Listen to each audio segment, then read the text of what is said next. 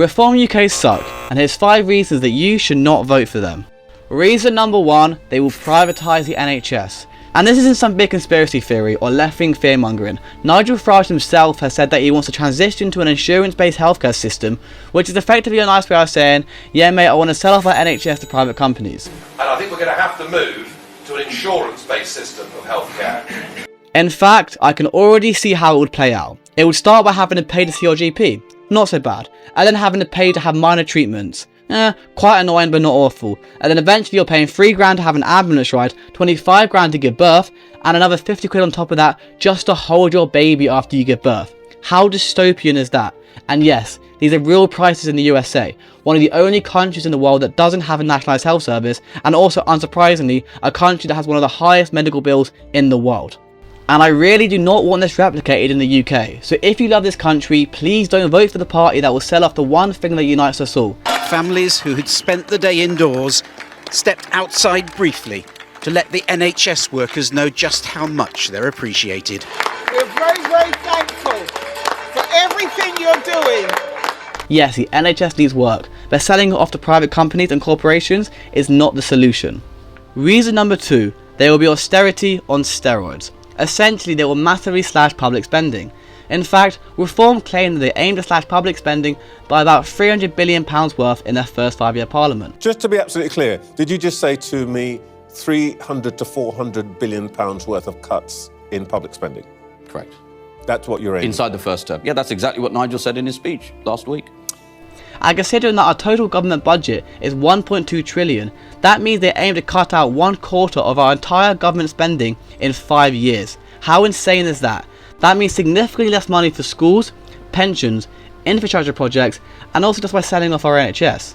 But don't worry, I'm sure Farage will still keep his parliamentary expenses. What we've seen is a Prime Minister who clearly is totally disconnected with how the voters in Britain feel about MPs' expenses. That was Nigel Farage.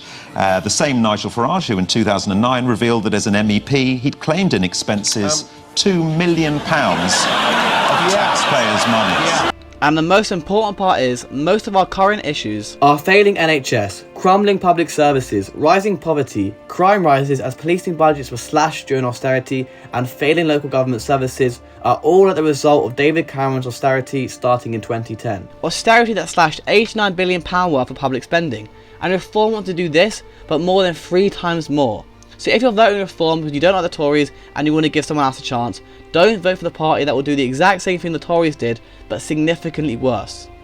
Reason number 3, we have countless evidence that shows that he is bad at economics. This one is so important and something that it feels like no one talks about. For example, Farage was obviously the main man behind Brexit, and basically the reason that happened in the first place. And pretty much every economist now agrees that Brexit was a disaster. Is there a world in which it could have benefited our economy? No, I don't think so. It still amazes me that this decision could be taken in such a frivolous way. It was an act of complete folly. For example, Brexit caused a 4% fall in GDP, the average British person being £2,000 worse off, and foreign direct investment falling by almost 40%.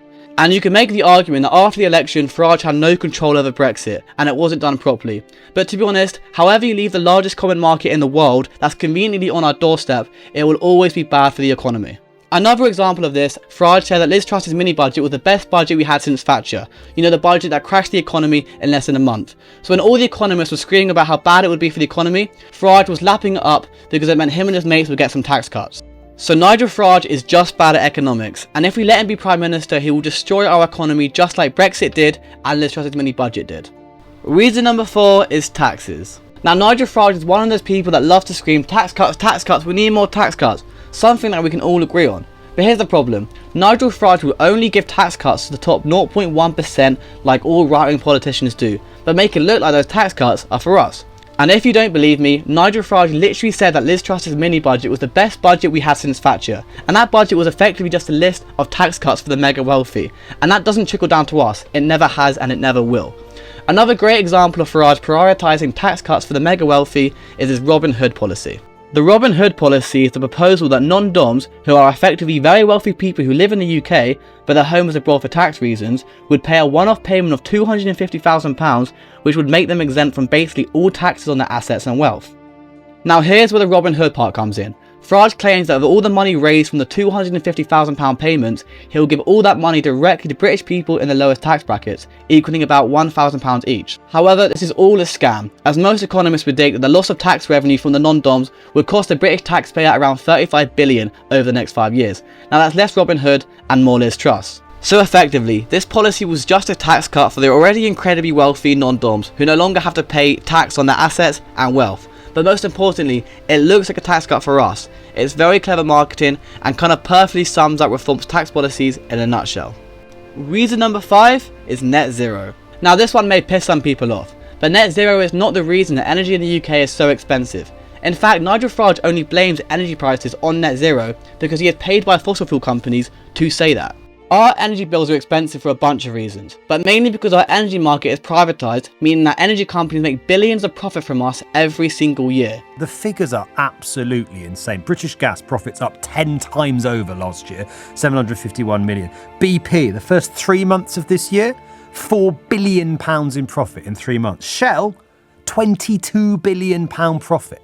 As well as this, all our energy sources, no matter what they are or how much they cost, are automatically price matched to our most expensive source, gas. This makes us incredibly vulnerable to global gas prices. So when global gas prices rise, which they often do very high, it increases all of our bills, even if most of it isn't coming from gas. I have made a full YouTube video on this, link in my description if you want to watch it. And believe it or not, renewable energy is cheaper than fossil fuels like gas. For example, most offshore wind contracts are given out for about £30 to £40 per megawatt hour, whereas for the same amount of energy but for gas, you're paying about £100 to £120. That's 3 times the price. So if we pursue net zero by building more nuclear plants, wind turbines and solar farms, and nationalising the entire energy market, we will bring down the price of energy and not increase it. And at the same time, not be destroying our planet and our wildlife. It's a win-win.